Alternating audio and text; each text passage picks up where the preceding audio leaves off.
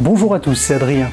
Aujourd'hui, je vais vous parler de 3 leçons de dégustation tirées du livre du même nom écrit par Emmanuel Delmas.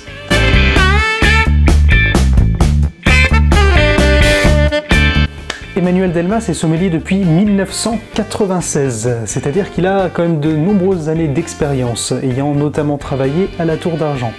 Aujourd'hui, il est l'auteur du blog sommelier-vin.com, qui a comptabilisé l'année dernière à peu près 1 200 000 vues. La première astuce sera d'ouvrir sa bouteille de vin un jour avant. L'objectif sera d'oxygéner un maximum son vin afin d'en révéler tous les arômes. Cela sera également l'occasion d'éviter un carafage qui pourrait être un petit peu trop brutal pour le vin.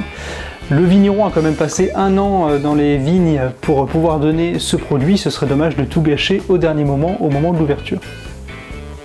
Une bouteille est donc constituée d'une bague, d'un col, de l'épaule, du fût et du fond.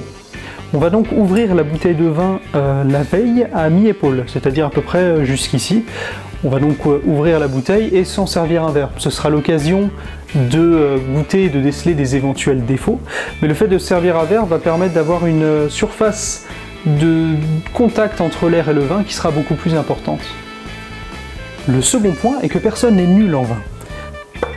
Effectivement, quand on parle de vin, la plupart des gens nous disent « Oui, moi j'adore le vin, mais je ne m'y connais pas du tout ». Il faut savoir que personne ne naît avec des capacités exceptionnelles, personne n'arrive à déceler dès le début tous les arômes qu'il faut détecter. Emmanuel Delmas lui-même dit qu'il lui a fallu de nombreuses années d'expérience avant de pouvoir détecter certains arômes. Il conseille donc de se concentrer tout au long de la journée sur les odeurs qui peuvent passer quotidiennement, les fruits, les herbes aromatiques, les épices, les légumes, afin de pouvoir se créer des souvenirs et pouvoir s'en rappeler lors des dégustations.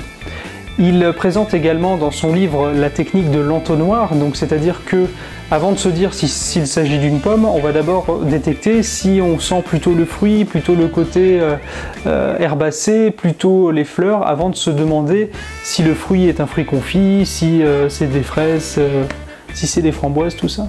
Enfin, le troisième point, c'est un point qui a priori lui tient à cœur dans son livre, ça va être le fait de mâcher le vin. C'est-à-dire qu'en dégustation, on a tendance à le grumer, c'est-à-dire qu'on va faire entrer du vin dans sa bouche et pratiquer ce qu'on appelle la rétro-olfaction. Donc c'est le bruit un petit peu bizarre qui consiste à faire entrer de l'air par la bouche quand le vin est à l'intérieur. Emmanuel Delmas prend un petit peu le contre-pied, c'est-à-dire qu'il nous conseille de mâcher le vin. Donc quand le vin sera dans notre bouche, il nous conseille de garder cette bouche fermée et de faire entrer l'air par le nez, tout en mâchant. En fait, la salive contient des enzymes qui va révéler les molécules aromatiques du vin et va nous permettre de détecter un petit peu mieux ces différents arômes. Si ces 3 points vous ont plu, vous pouvez en savoir un petit peu plus sur le vin en allant sur mon blog, Un Strasbourgeois dans les vignes. À très bientôt.